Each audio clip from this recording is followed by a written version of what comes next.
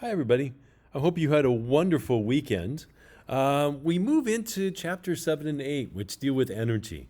And these are usually everyone's favorite chapters because you're like, hey, I know energy already, which is perfect. Just a quick reminder again about the definition of work before we get started. Work, again, remember, is force times distance times the cosine of the angle between those two. Or you can just write it as a dot product, force dot delta x. Or if you've got a varying force or a force that varies with distance, you can integrate it f dot dx. Um, Remember, positive work adds energy to a system, negative work removes energy from a system. So, just real quick, kinetic energy, I may have derived this for you before, but it actually comes directly from the work equation. Integral of force dot dx. You can replace the force with m times a. ma equal, remember, F equals ma. Kinetic energy defined as that, but take a quick look at this. And now here's the substitution. I'm going to replace acceleration with dv dt. And now here's the part that drives a few calculus students crazy. You could actually rearrange terms inside of here. This is all just a multiplication. I know this is actually a dot product, but it's okay. I can move it around. So I'm going to move my dx over here and my dv there. And you might say, whoa, wait a second. What advantage does that gain us? Well, remember that dx dt is velocity. And now I've got a nice expression here. I've got mv dv.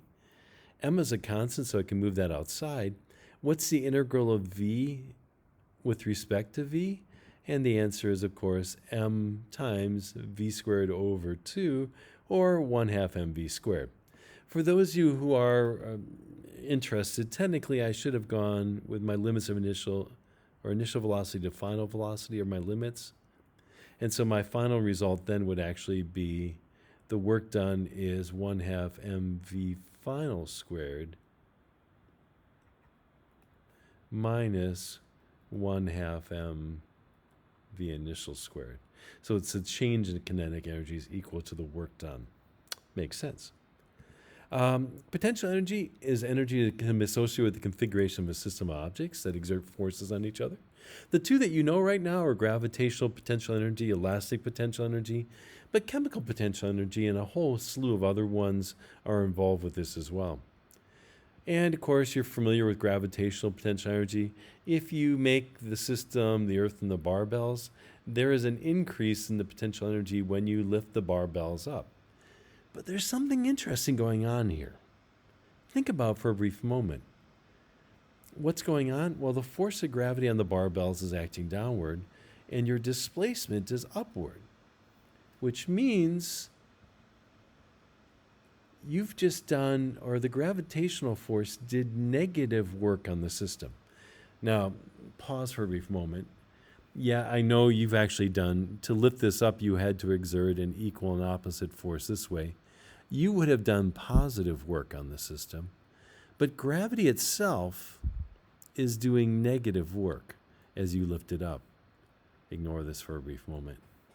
So when the gravitational force does negative work, we have an increase in the potential energy. So this is an increase in the gravitational potential energy. I'll write it as U sub G. In general, the big idea here is that the work done by the field, or the force created by the field or object, is always equal to the negative change of potential. In this case, gravity did negative work on the system as we moved barbells up, which meant that we had a positive change in gravitational potential energy. So the work done by the field is equal, the negative work done by the field is equal to the change in the potential energy of that field. Let me give you another example. In this case, you've got a dart gun, you've got a spring here, and you're going to compress the spring together, push these two ends in, and put this dart, which is sitting right here. What's going on here? As you compress or push the dart inward up here on top, the spring is exerting a force this way. And so in this case, the spring is doing negative work. So when the spring does negative work, or we do negative work again, or don't think about too long. Negative work done against the spring force, we have an increase in the elastic potential energy. So by pushing it this way, as the spring is exerting a force this way, we have an increase in elastic potential energy. The same thing would be true if you had a spring that was at equilibrium, and then we suddenly stretched it this way. In this case, as we stretched it this way, the restoring force by the spring would be this way. And again, the work done by the force exerted by the spring would be negative, which means we'd have a positive increase in the elastic potential energy. Here's another quick observation of this. You throw a tomato up in the air, or I guess it's a tomato. As you throw it upward with some initial velocity, gravity's acting downward as the displacement's this way. There's an increase in GPE, and because gravity is doing negative work on the system, there's a decrease in the kinetic energy. That happens in reverse in the way down. So take a look at this very simple problem. You're like, oh yeah, I could do this problem last time. In this case, the person on a trampoline leaves with an initial velocity of, we're trying to find that, with some initial velocity. They start out at 1.2 meters above the ground, and they end up at 4.8 when they come to the stop. The question is, what's the initial velocity? And now here's the equation we would have used last year for energy. Energy initial, which is all of the gravitational, elastic, kinetic energy, plus any work done on the system, which adds or removes energy from the system, is equal to the final energy. And you'd say, okay, all right, so they start out with the initial energy here is initial GPE plus the kinetic energy. There's no work done. And the final energy here is just your GPE final. They have no kinetic energy. But if you look at your book, you'll actually see it written this way, and they call this the kinetic energy work equation. And you might say, well, wait a second. How could we possibly use this? Well, in this case, the work term here includes the work done by all of the external forces. In this case, we can include the work done by gravity in this term. In that case, that moves the GP out of these two terms, and we end up with just an equation that looks like this. The initial kinetic energy, 1/2 mv0 squared, plus the work done by gravity, which is the force of gravity, times the displacement, that's the difference in these two heights, times the cosine of the angle between it, which in this case is 180 degrees, and the final kinetic energy is 0. We're at rest at the end here. And if we solve this, cosine of 180 is -1. Dividing out m from both terms, I just end up with this. Or solving this one, I get the initial velocity is 8.40 meters per second squared. Would have we gotten the same answer if we had done it with this equation? The answer is yes.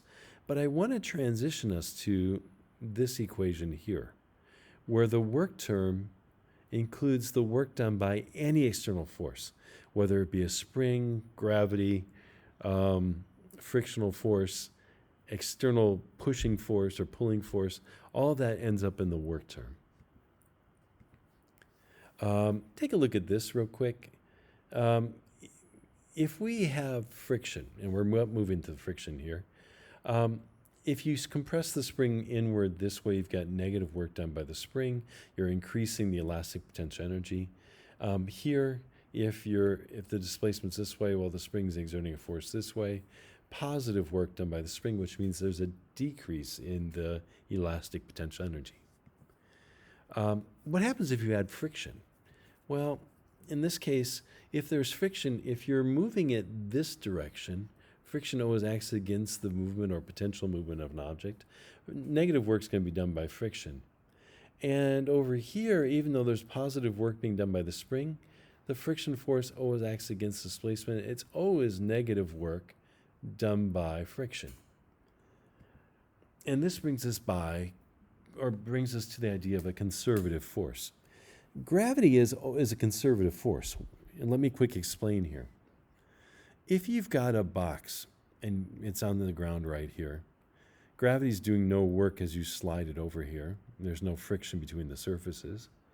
But then when you lift it up over here, the work done by gravity is going to be negative GP or GPH. Why? Because our force of gravity is this way. The displacement H is this direction, positive. Sorry, it's supposed to be straight up. And you end up to this point here. There's no work as you move it this way because your displacement's this direction and the force of gravity is this way. Cosine of 90 degrees is 0. But then when you move it from point D to point A, now your displacement is H, and it's in the same direction as mg. The work done by gravity is this. So what's the total work being done as you move around this path? The total net work is 0. And it wouldn't matter how fast you move it around it or how far you lift it. The total work done coming back to the same point here is 0. On the other hand, let's say we're looking down on the floor. This is a bird's eye view. And we're sliding this box in this square.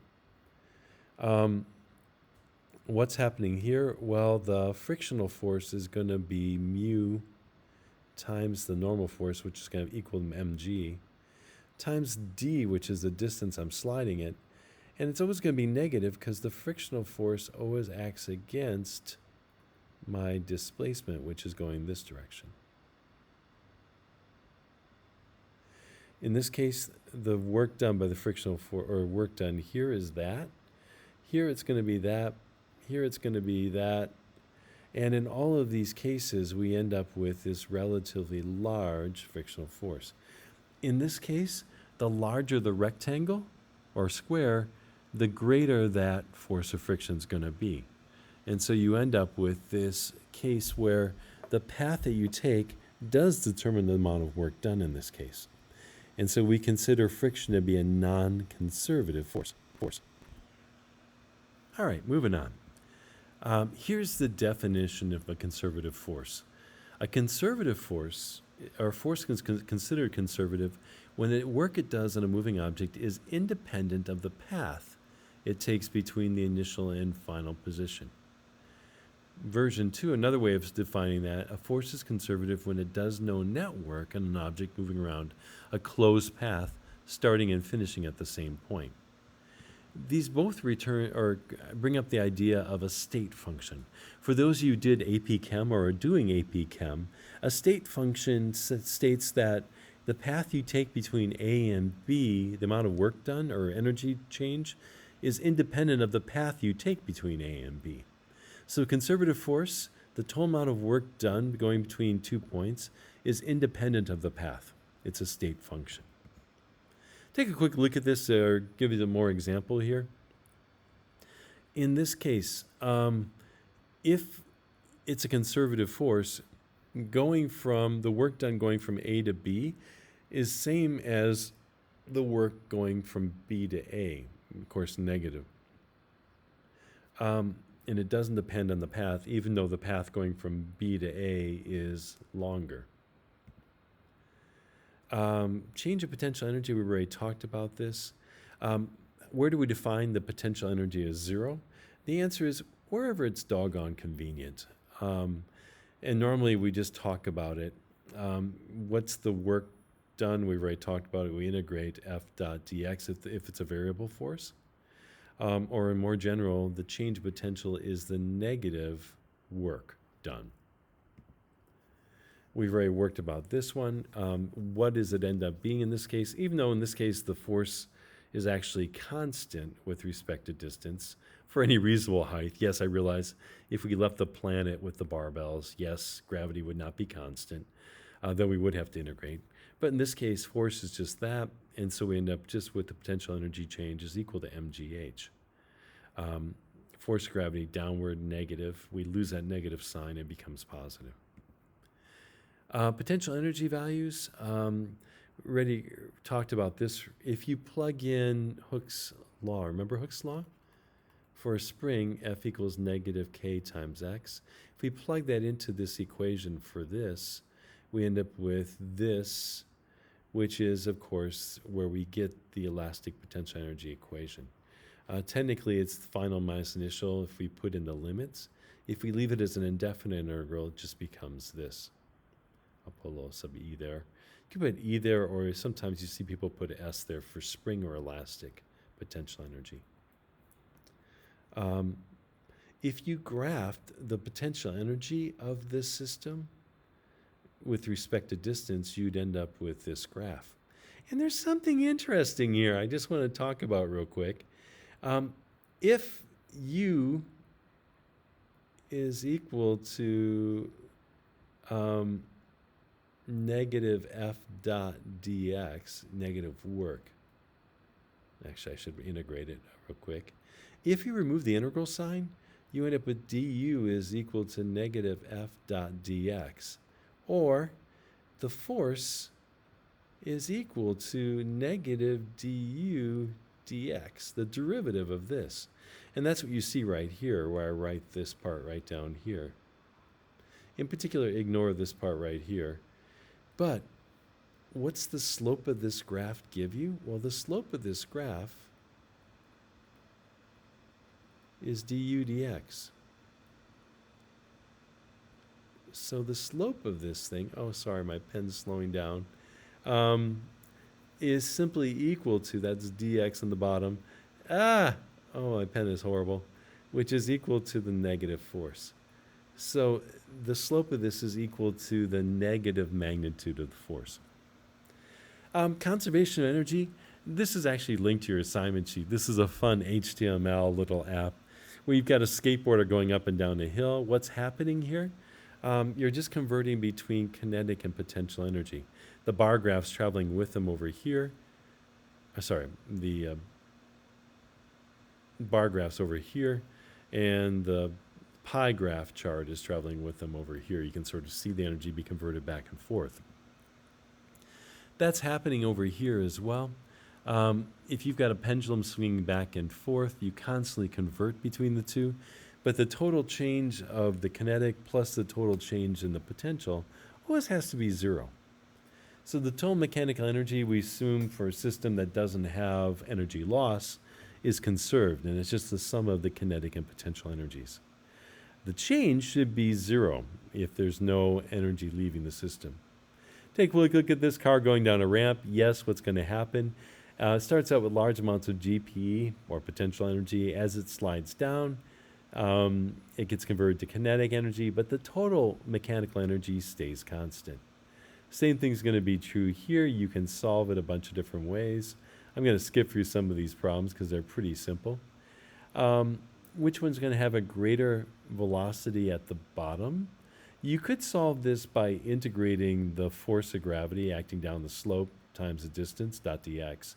Or you can just simply realize, oh, using conservation of energy, it's much easier. Which one of these two blocks is going to have a greater velocity at the bottom of the slope if they both start out the same initial height? The answer is the same final velocity is going to be the same in both of these cases.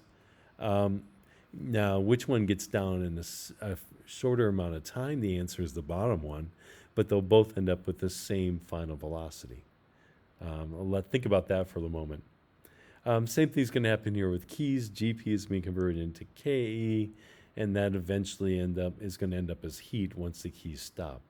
You're trying to find the final velocity here. Senior moment, yeah. You can calculate, of course, what's the velocity when it reaches that height. It's just converting kinetic energy into GPE, but it's still going to have some KE at that point. Speed is independent of the path. It doesn't matter which direction you throw it. It'll have that same velocity at the final position.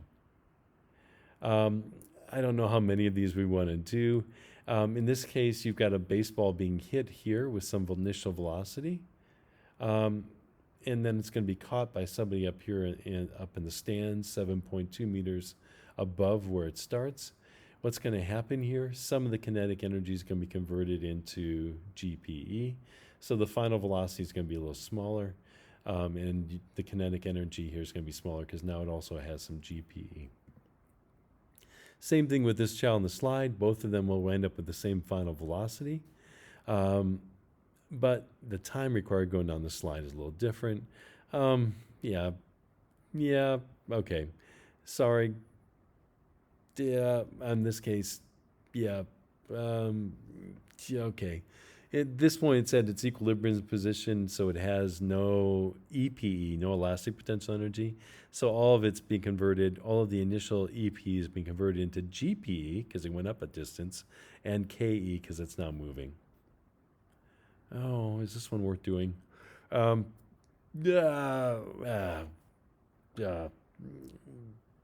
Oh, sure, why not? And let's do it this way. Let's say the initial kinetic energy plus the work done equals the final kinetic energy, since I want you to sort of transition in that case. In this case, the initial kinetic energy is 0. The work done. In this case, we've got the work done against gravity, which is going to be 1.7 times 9.8. I'm just going to go 2 sig figs. Times the distance, 4.6 centimeters. So 0.046. And this is going to be negative because the cosine here would be 180 degrees as we move up. Plus the work done by the spring, which in this case, tell you what, I'm just going to use 1/2 kx squared. It's going to lose some of its initial kinetic energy.